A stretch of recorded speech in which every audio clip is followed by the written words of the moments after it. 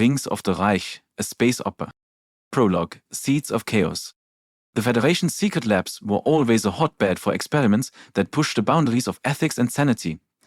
Deep within the asteroid belt, on the hidden base designated Facility 42, the most outrageous of these experiments took place. It was here that Heavy Hitler, the bloated and maniacal leader of a rogue faction, first laid eyes on his two greatest creations, the space squirrels and the sexy Charons. But before Facility 42 became his stronghold, Heavy Hitler was simply Wilhelm von Glötzen, the sickly and awkward child of a Federation mechanic and a failed artist. Born on a backwater mining colony, Wilhelm endured constant bullying for his frail frame and peculiar obsession with tinkering.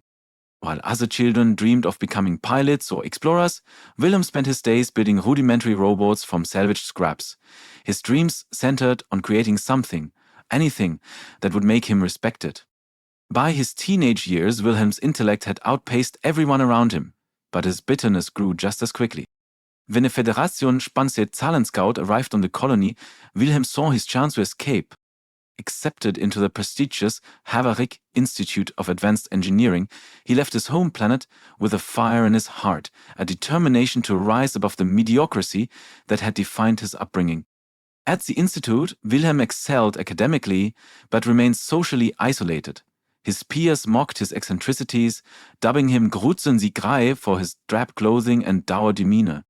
A humiliating incident involving an experimental drone that malfunctioned during a demonstration, exploding and covering the audience in sewage, cemented his reputation as an outcast. It was here that his hatred for the Federator began to fester. Despite his brilliance, he saw the system as corrupt, designed to reward the popular and well-connected, while discarding geniuses like him. After graduation, Wilhelm found work as a low-level engineer for the Federation's sprawling bureaucracy. Frustrated and disillusioned, he began siphoning resources and data from classified projects.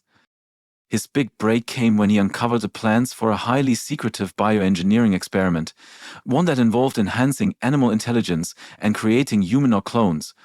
Seeing its potential, Wilhelm stole the data and fled, narrowly escaping capture. In the lawless regions of space, Wilhelm reinvented himself. Adopting the moniker Heavy Hitler, a name he claimed embodied the weight of his ambitions and the iron fist with which he would rule, he built his reputation as a rogue scientist and tactician. He began gathering a following among outcasts, mercenaries, and disenfranchised scientists who shared his disdain for the Federation. Facility 42 became a sanctuary, a place where his genius could flourish without restraint. Heavy Hitler's rise to power was anything but smooth. Rival factions tried to eliminate him, but his cunning and ruthlessness saw him through. He struck deals with smugglers, blackmailed Federation officials, and sold experimental weapons to Alpha Corp, always staying one step ahead of his enemies. Over time, his forces grew and his vision expanded. No longer content with mere survival, Heavy Hitler aimed to reshape the galaxy, bending it to his will. It was during these years that he first encountered Sharon Tees.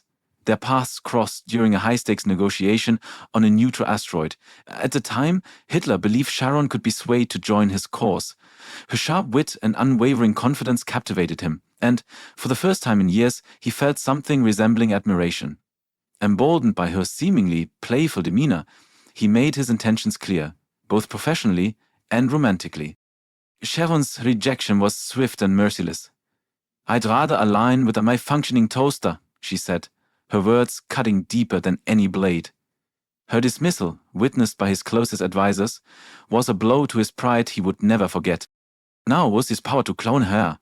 Heavy Hitler saw an opportunity to rewrite history. The sexy Chirons were not merely a weapon. They were his attempt to recreate and control the one person who had defied him. The end of the prologue. But the story has just begun.